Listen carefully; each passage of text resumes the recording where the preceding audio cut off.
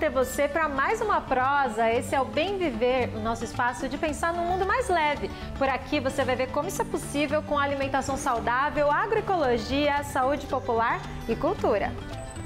A tradição e diversidade de sabores dos queijos de leite cru é o que você confere no Alimento Saúde. No Momento Agroecológico, as apanhadoras de flores sempre vivas mostram a beleza e os desafios de um trabalho que é feito há séculos. No Comida de Verdade, a Letícia Massula traz uma sobremesa que vai te deixar de boca aberta de tão fácil. A cantora e compositora baiana Lued Luna é a convidada mais que especial do nosso quadro de entrevista. E no Mosaico Cultural, você vai conhecer os artistas que estão construindo o afrofuturismo brasileiro.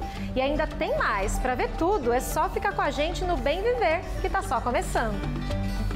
Queijo de leite cru. Quem já comeu sabe que se trata de uma experiência única. Cada peça tem sabores e texturas diferentes, mesmo que elas sejam feitas exatamente da mesma forma e com o mesmo tipo de leite. No Alimenta Saúde de hoje, conversamos com produtores de queijo serrano e de queijo canastra para saber os detalhes que fazem esses produtos serem tão especiais.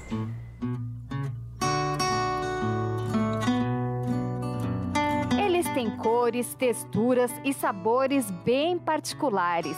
A produção de queijos de leite cru é quase sempre uma prática de família, que passa de geração para geração.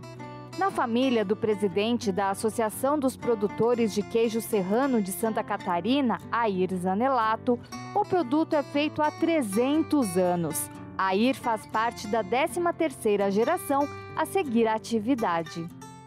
É o saber fazer que é açoriano em português, ele não veio de lá, né? Até porque uma das grandes características dos portugueses, né, era a adaptação, né?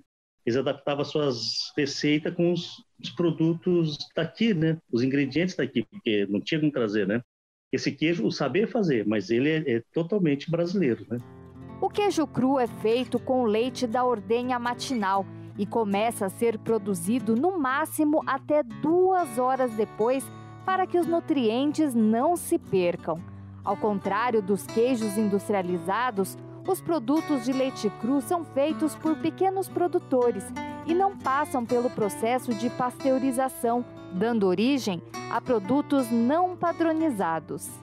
O que vai realmente dar as características para o queijo é o local onde ele é produzido, né? Ele vai absorver ali as características daquele local onde ele está sendo produzido. O clima, o solo, a vegetação que o gado come, os minerais que tem no solo, na água, a raça do gado da região, isso tudo vai influenciar no produto final. Além do gosto peculiar, os queijos crus, como o canastra, trazem muitos nutrientes. E o benefício que ele tem sobre, né, a gente pode talvez chamar de um queijo industrializado, é que é um queijo feito de leite cru, né, rico em bons micro-organismos, né, que fazem bem para a nossa saúde, e se produzido da maneira correta, seguindo todas as boas práticas de ordenha, boas práticas de fabricação, é um alimento muito mais nutritivo do que um queijo que você precisa passar por um processo de pasteurização do leite, por exemplo, que vai acabar com praticamente 100% daquela flora, né, de micro-organismos que tem ali. E se você tem intolerância à lactose, alguns queijos crus podem ser uma opção segura e saborosa. A partir de 60 dias, o queijo maturado ele não tem mais lactose. E outra coisa, a concentração de proteína, mais proteico, mais energético, substitui muito, né, a carne animal mesmo, né? É uma proteína animal, tipo a manteiga, o ovo, o leite e o queijo.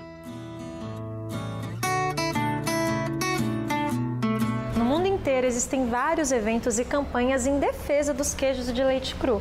Isso porque grande parte das normas sanitárias que dificultam e até ameaçam algumas produções desses queijos são mais baseadas nas necessidades da indústria do que na saúde humana. Se você quiser se aprofundar nisso, a gente indica o movimento Slow Food.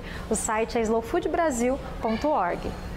A gente continua falando de comida boa. A Letícia Massula está vindo aí para mais uma receita no quadro Comida de Verdade. A de hoje é uma das mais fáceis que já passaram por aqui. Uma sobremesa que só precisa de um ingrediente, no máximo 2, para quem quiser dar uma variada. Olha só.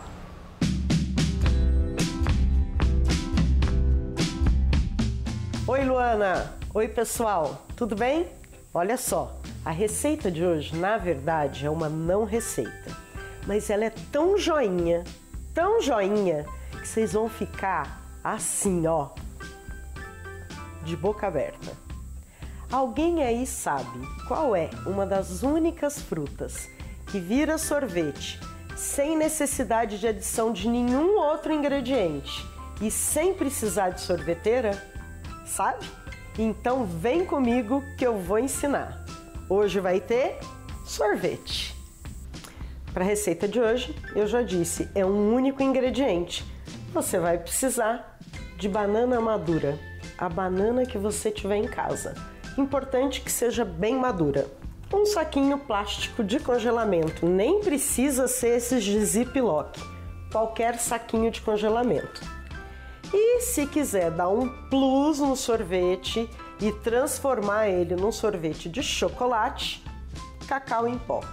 Só isso. Quem aí apostou que a fruta era banana, acertou. A banana é uma das poucas frutas que vira sorvete sem a gente precisar acrescentar nada. Isso porque ela tem um emulsionante natural que vocês vão ver na hora da receita. Ela vira mesmo sorvete, fica com aquela textura de sorvete. Então é uma dica super bacana para você sempre poder fazer sorvete para a criançada e para você também. Fica um sorvete gostoso e super cremoso. Outra coisa bem legal dessa não receita, que é mais uma dica, é que você pode usar, e na verdade deve usar, aquelas bananas bem maduras, aquelas que já estão assim, ó, meio que marcando na fruteira. A banana nanica, ela vai ficar toda pintadinha. A prata é bem importante, ela tá madurona. Então, ó, quando ela começa a escurecer, é que ela vai ficar mais doce, ela vai perder a cica dela. Então, além de ser uma receita não receita, super fácil, você ainda vai aproveitar aquela fruta que já está quase perdendo, que você não está mais com tanta vontade de comer ela pura. Ela vira um sorvete delicioso. Corte as bananas em rodelas e espalhe-as dentro de um saquinho de congelamento sem amontoar. O grande segredo, a dica principal dessa não receita, é colocar as bananas dentro do saquinho assim, espalhadinhas, formando um tapetinho. Nunca formar um bololô de banana, porque depois vai ser difícil de triturar para chegar na textura de sorvete. Fazendo assim, elas ficando congeladas separadinhas, vai facilitar demais na hora do preparo. Leve ao congelador até congelar. Na hora de fazer o sorvete, retire as bananas do congelador, passe para o liquidificador ou processador, espera uns 3 minutinhos para dar uma leve descongelada e as bananas não estarem tão duras, e aí você bate. Se for preciso, no meio da batida, desliga e acomoda as bananas com uma colher. Volta a bater e aí você vai ver a mágica. Elas vão emulsionar e virar sorvete sem a necessidade de acrescentar nenhum outro ingrediente. Sim, é uma mágica. Se quiser sorvete de chocolate, basta acrescentar cacau para bater junto.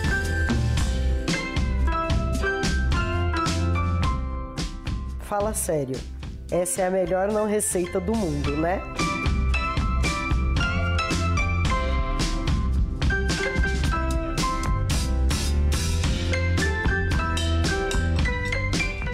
Não falei que você ia ficar de boca aberta? Então, aproveita essa dica mara para esse verão que chegou chegando. Beijocas e até a próxima!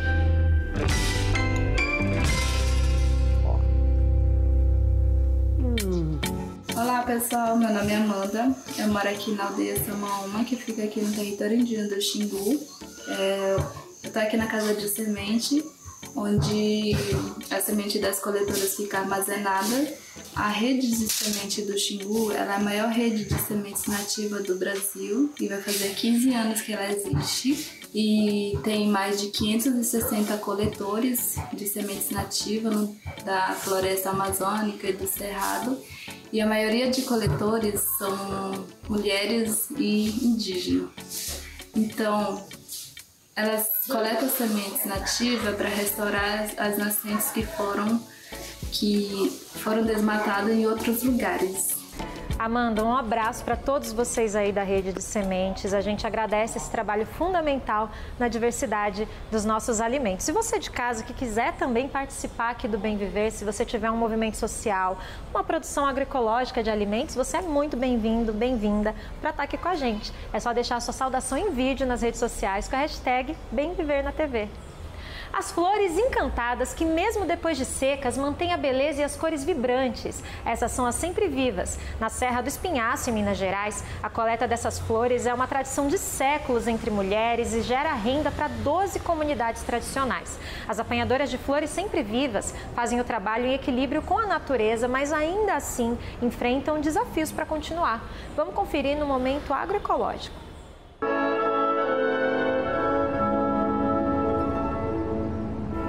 É uma paisagem de tirar o fôlego. O cultivo das flores sempre vivas enche de beleza a Serra do Espinhaço, região onde o cerrado se encontra com o semiárido no estado de Minas Gerais. Há mais de 3 séculos que descendentes de escravizados trabalham no território com a coleta, ou como chamam por lá, com a apanha da sempre viva. São as apanhadoras de flores que, de geração em geração, conservam esta atividade tradicional, plantam o próprio alimento e criam o gado na região, em plena harmonia com a natureza. Uma dessas apanhadoras é Geralda Soares da Silva. Como não há conexão com a internet onde ela mora, Dona Geralda conversou com a nossa reportagem por telefone e contou a riqueza dessa experiência. É uma profissão sofrida, porque é longe, você anda muito, mas quando você chega lá, você vê aquele campo branquinho, parece que até o cansaço acaba. Em 2020, esta atividade ganhou o título de Patrimônio Agrícola Mundial, o importante reconhecimento feito pela Organização das Nações Unidas para a Alimentação e Agricultura. As mais de 200 espécies de sempre-vivas são geralmente usadas em ornamentações. A comercialização ela é em grande escala, então assim, são toneladas de flores que são comercializadas, é muita coisa. E isso sai de Diamantina indo para o Brasil e para o mundo.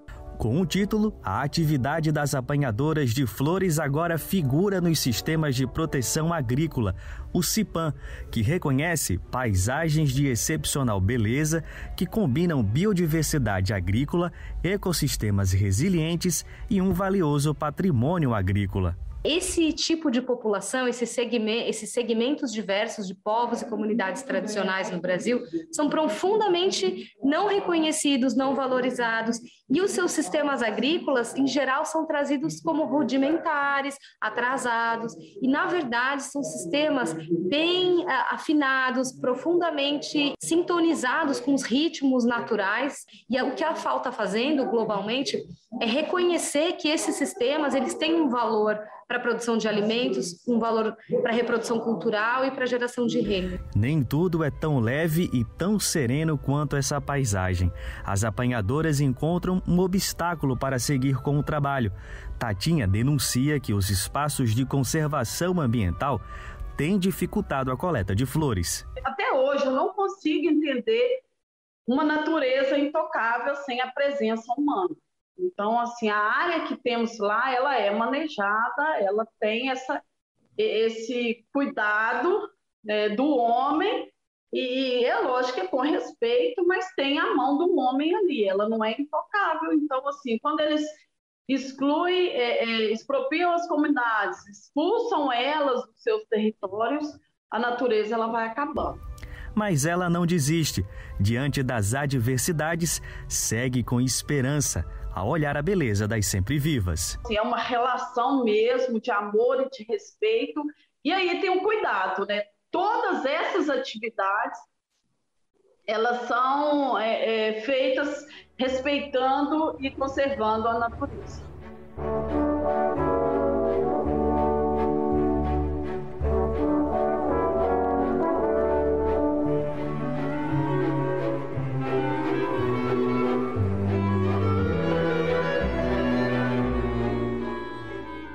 A gente entrou em contato com o Instituto Estadual de Florestas de Minas Gerais, que é o órgão responsável pelos parques de conservação, e eles responderam que estão abertos ao diálogo com as comunidades, desde que o uso dos povos tradicionais não comprometa os recursos naturais da região. Se você quiser saber mais sobre isso, vale a pena, né, se aprofundar nessa questão, tem a matéria completa lá no site do Brasil de Fato, que é brasildefato.com.br. É só colocar na busca Sempre Vivas ou Apanhadoras de Flores, que vai aparecer fácil como um dos primeiros resultados.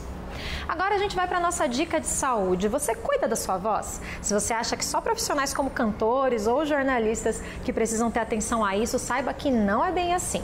Então vamos ver a orientação da preparadora vocal, Ana Paula Guimarães.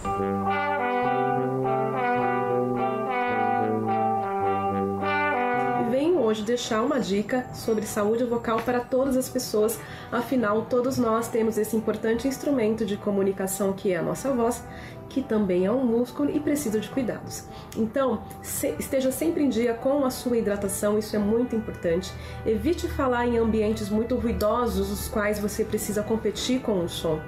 Falar nos extremos da voz, gritar ou ficar cochichando por muito tempo, isso emprega um grande esforço nas nossas pregas vocais e deve ser evitado. O álcool e o cigarro são grandes vilões também que influenciam negativamente na nossa prega vocal. O mais importante é você ficar em alerta, conhecer o seu corpo e ficar atento aos primeiros sintomas que podem indicar que alguma coisa não está legal com você. Então, voz fraca ao final do dia, falhando, rouquidão frequente ou persistente por mais de 15 dias, você precisa consultar um médico otorrinolaringologista. Isso é muito importante. E quem trabalha com voz, quem é um profissional da voz, né? Professores, cantores, jornalistas, vendedores, operadores de telemarketing, todo mundo que depende da sua voz e exerce a sua profissão utilizando a sua voz, precisa ter por perto um fonoaudiólogo que pode ajudar, potencializar e trabalhar, fazer um treinamento específico para que você possa exercer a sua profissão com saúde por muitos e muitos anos. Enfim, cuide da sua voz porque ela fala muito sobre você. E por falar em voz, vamos para o quadro de entrevista ter o prazer de ouvir uma das mais lindas que a gente tem hoje na nossa música, Loed Luna. Para a cantora e compositora baiana, o amor é a base fundamental para a reconstrução da humanidade das mulheres negras. Loed leva essa mensagem nas canções do álbum mais recente, Bom Mesmo é Estar Debaixo d'Água, e também por escritos. Ao lado de outras 22 mulheres, ela é colaboradora na coletânea poética Quilombelas Amefricanas. Vamos prestigiar agora essa conversa.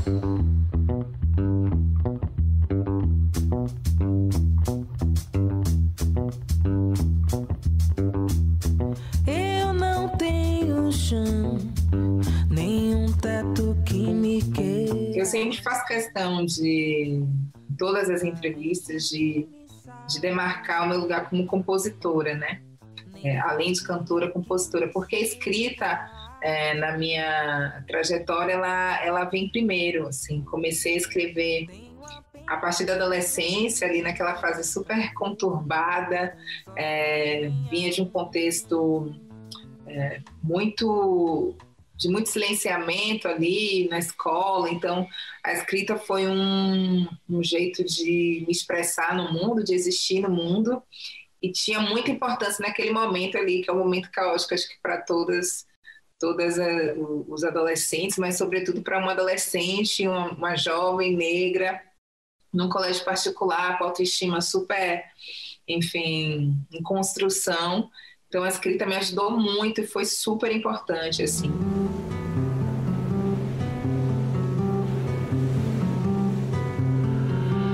É impossível não ter a nossa arte, a nossa escrita, a nossa produção intelectual não atravessada por essa experiência, que é uma experiência, enfim, individual e coletiva ao mesmo tempo, né?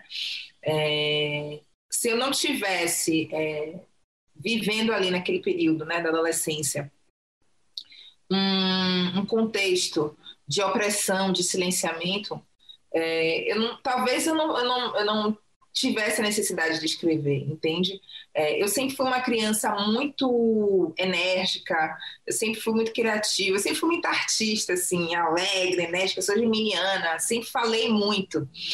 E aí, de um determinado período, teve um período que isso mudou. De fato, o racismo é uma experiência, né, para corpos negros aqui nessa diáspora. Não tem como dissociar a experiência. Não é só isso. Eu também faço questão de ratificar isso. A experiência do corpo negro não é só sobre o racismo, mas tem o racismo, a experiência do racismo como fundamento, sim, né, que atravessam todas as outras experiências, seja a experiência do afeto, seja no campo do trabalho, enfim, na escola. Minha amada, quando mira as estrelas, pela miríade dos seus olhos mansos. Mas hoje eu percebo, né, com mais maturidade e colocando mais profundidade, né, no olhar sobre esse tema, que falar de amor é essencial. Né? Falar de amor é essencial para as mulheres negras. Construir um outro imaginário e construir uma narrativa onde a gente possa superar o racismo, superar a dor, né? Superar a solidão, né? Que quando se pensa em festividade de mulheres negras, diretamente se associa, né? Imediatamente se associa com a solidão da mulher negra, que é um tema, enfim, super importante, mas não é só isso, né? Essa experiência, ela é diversa, ela é plural, né? Ela está ligada à dor, mas está ligada ao prazer, ao gozo, ao desejo, e esse desejo, que desejo é esse? Ele é diverso, né?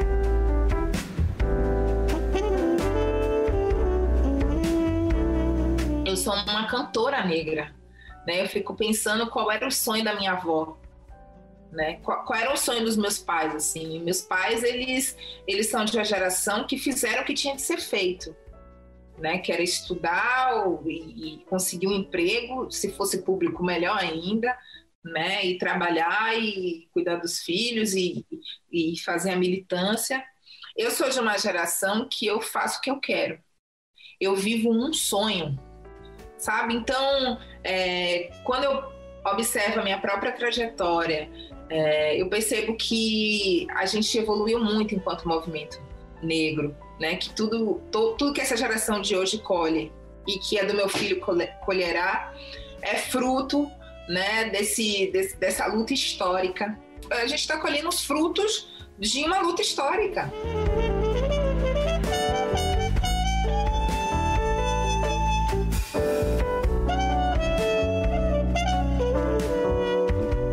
E tem mais da maravilhosa Lued Luna no nosso YouTube. Vai lá, procura por BDF Entrevista Lued Luna, que você vai ter acesso ao bate-papo na íntegra. Um futuro em que a opressão racial não seja o centro da experiência de pessoas negras. Essa é a base do afrofuturismo, movimento artístico que mistura ficção científica e ancestralidade em narrativas com protagonismo negro e fortes críticas à sociedade atual. No Mosaico Cultural de hoje, você vai conhecer os brasileiros que estão construindo esses novos mundos.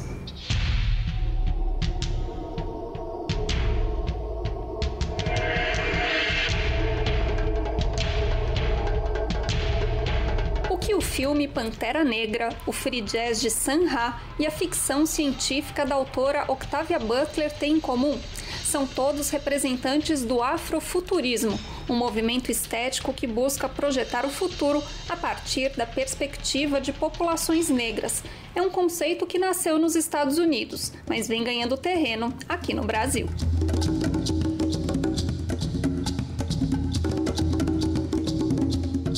Gosto de pensar no afrofuturismo nessa fusão, né, do presente, do passado e do futuro, e que eu estou vivendo o afrofuturismo hoje aqui também, né, no presente. Quando desenho um casal negro de dois homens se beijando, eu acho que isso também é uma arte afrofuturista, porque isso no passado era uma coisa que era impossível de acontecer. Então tem essa utopia, né, esse sonho, essa imaginação. As preocupações em falar sobre afrofuturismo surgiram primeiro no contexto ali da ficção especulativa, né, que é um conceito que eu gosto de usar também, que é justamente histórias de ficção científica, fantasia e horror sobrenatural. São gêneros que falam sobre preconceito, desigualdade, o encontro com o outro, né, mas sempre, não necessariamente sempre, mas na maior parte das vezes de uma perspectiva de autores brancos, né? Então, os primeiros questionamentos de afrofuturismo foram nesse sentido, assim, onde estão pessoas negras construindo histórias, né? A partir dessa perspectiva. Lançado em 2014, o livro Ritos de Passagem, de Fábio Cabral, foi um marco do afrofuturismo brasileiro. De lá para cá, vieram muitas outras obras. Valdson aponta que, apesar de diferentes entre si, elas têm uma característica em comum. Mesmo obras que de fato se passam, né, no futuro, ou se passam em terras imaginadas e criadas, né, de fantasia, elas ainda falam muito sobre as estruturas que a gente tem hoje, né?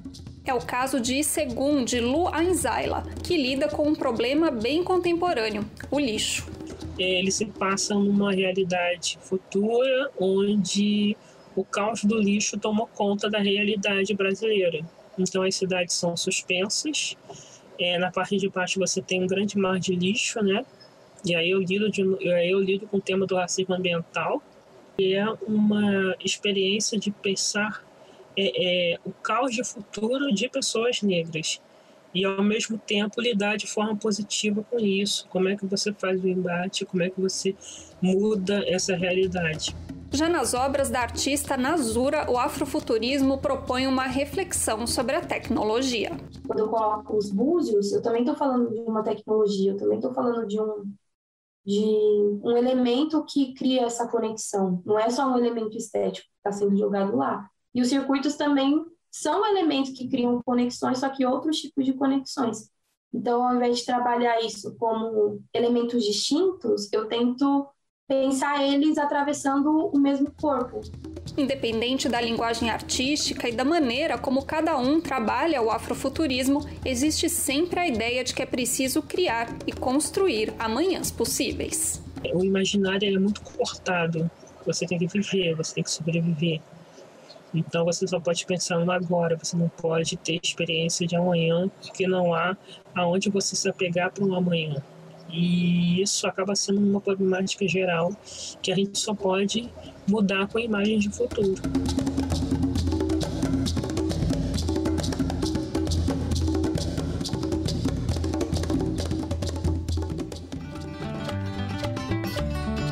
O Bem Viver de hoje fica por aqui, mas essa prosa sobre alimentação e meio ambiente continua de segunda a sexta no Bem Viver da Rádio, que você acessa pelo site radiobrasildefato.com.br. E se você souber de algum assunto que mereça espaço por aqui, manda a tua sugestão para o e-mail programabemviver@cpmedias.org.br. Aqui na TV a gente se despede, mas semana que vem estaremos de volta ansiosos por mais um encontro com você.